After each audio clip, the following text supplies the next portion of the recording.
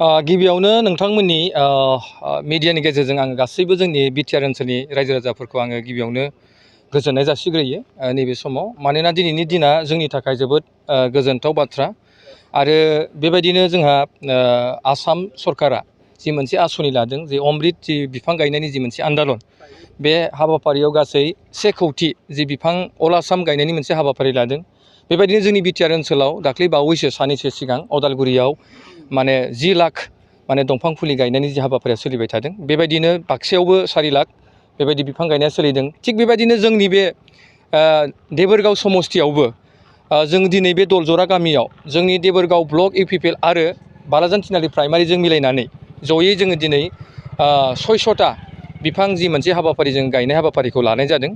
निस्सय नोंथांमोना नुदों। मानोना आं बेखौनो मेसेज होनो सानदों, बिफाङा जोंनि थाखाय इम्परटेन्ट बुस्थु। मानोना जों बिफां गैयाब्ला जों मानसियाबो थांनानै थानो हाया।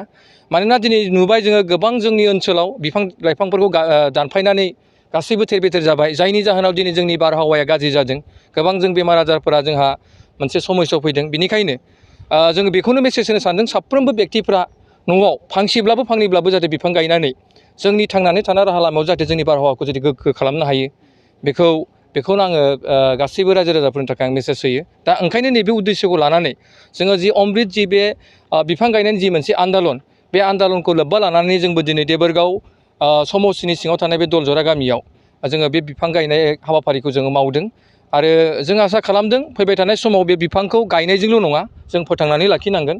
आरो बेखौ जों जेब्ला फोथांगोन अब्लासो जोंनि जिखिनि दिनैनि बे जि सिमां आसाम सरकारा जि थांखि लादों जे अमृत जि बिफां गायनायनि जि मोनसे आन्दालन, बे हाबाफारिया जाफुंसारगोन होननानै आं सानो। आरो बेनिखायनो बे दलझरा गामिनि आरो लोगोसे जोंनि देबोरगाव समस्तिनि लोगोसे बालाजान थिनालिनि प्राइमारिनि कमिटिनि बिथांमोनखौ आं खावलायनो लुगैदों, जाहाथे बिथांमोना बिफांखौ गायनायल' नङा, गायनायजों लोगोसे जत्न खालायनांगोन। मानोना जों बेखौ फोथांनाया जोंनि थाखाय गिदिर मोनसे जों कर्तब्य होननानै आं सानो।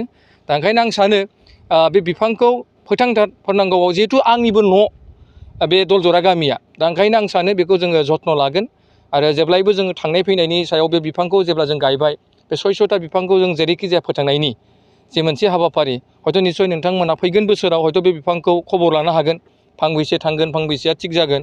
दा बेखौनो आङो गासै रायजो राजाफोरखौ खावलायबाय, जाहाथे बिफां गायनानै बयबो न'खरफ्राव न'खर जाहाथे बयबो बिफां गायो।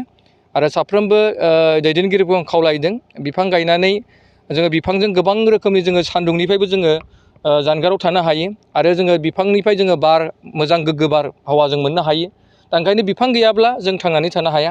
आरो बिफाङाबो मानसि नङाब्ला थांनानै थानो हाया। माने बिफां आरो मानसिजों जेब्लायबो मोननैजों मोनसे होननानै सानो। मानोना अक्सिजेन आरो कार्बन डाइ अक्साइडआ जिखुनु जों मोननैजों मोनसेया जोङो लालाय लायो। दा ओंखायनो आं सानो मानसिया थांनानै थाब्लासो बिफाङाबो थांनानै थागोन, आरो बिफाङा थांनानै थाब्लासो जों मानसिया थांनानै थागोन।